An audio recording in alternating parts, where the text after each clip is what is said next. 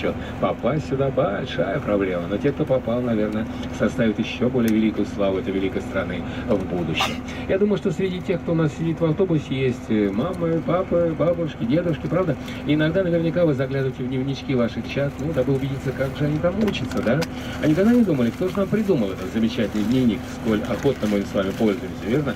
Вот могу сказать, кто это сделал. Это сделал Луи Филипп, последний король Франции. Он был человек весьма образованным, его сыновья учились здесь, и вот для того, чтобы контролировать их учебу, он и придумал этот замечательный дневничок. Так что теперь, когда откроете дневничок, ну, пожалуйста, вспомните про этого великолепного короля Луи Филиппа, подарившего его нам. Мы сейчас... Потом сама королева Марго закладывала первый камень в строительство этой церкви. Получилась удивительная церковь. Сейчас вы увидите 3 совершенно разных фронтона. С этой церковью связаны очень многие интересные, таинственнейшие истории, затрагивающие очень многих замечательных, интересных людей. Ну, например, можно вспомнить Франсуа Виньона, знаменитого французского поэта. Но, правда, в этой церкви зарезал священнослужителя, а потом сидел в страшной тюрьме Гран-Шапе, ужасной, жуткой тюрьме. Там камеры были, знаете, как перевернутые воронки, да, и заключенных туда на веревке спускали. Он стоял по колено в воде и даже не мог прислониться к стене. Вот настолько страшных условий это были. Ну, а когда революция грянула, то мощи Святой Женевы, конечно, попытались уничтожить, но, сами понимаете, такие вещи не пропадают. И потому ракия с тем, что осталось от мощей, и поныне хранится в этой церкви. Что касается улочки Декарта, то на ней когда-то жил замечательный человек. Это был Эрнест Хемингуэй. Он был молод, у него был годовалый сын. Надо было как-то пропитаться. Как же он это делал?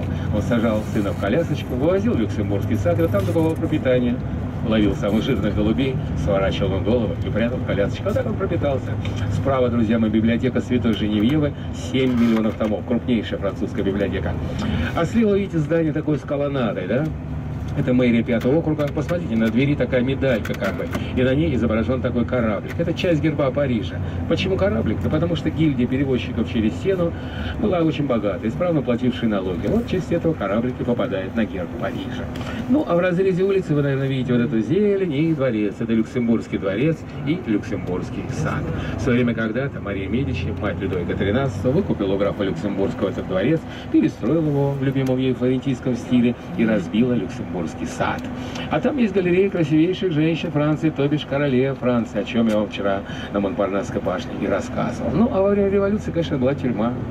И в одной из камер этой тюрьмы томились 2 замечательные женщины. Одна из была Жозефина, будущая жена Наполеона Бонапарта, а вторая, еще более знаменитая, мадам Тюссо.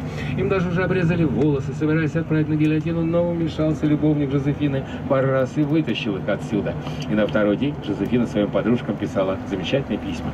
«Я вчера познакомилась с генералом Бонапартом, от него без ума весь Париж. Но честно вам скажу, не знаю, как там Париж был без ума от Наполеона, а то, что он сам был без ума от Жозефины, это уж точно. И на 10-й день лежала у ее ног и умоляла выйти замуж.